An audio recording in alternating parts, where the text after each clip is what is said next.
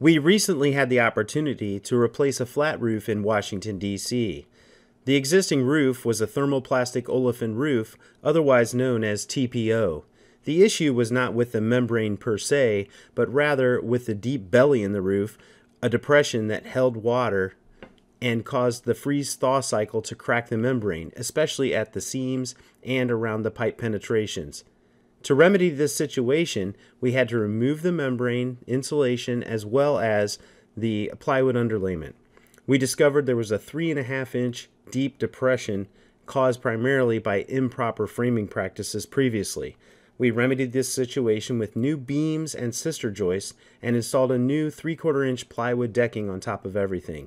We then installed polyiso insulation and a new TPO thermalplastic olefin membrane by FireStone. The resulting product is a smooth roof surface that pitches from front to back and drains water off every single time. Don't hesitate to reach out to On Target Remodeling for all your roofing needs. Remember, not only can we replace your roof, but any framing issues that we may discover.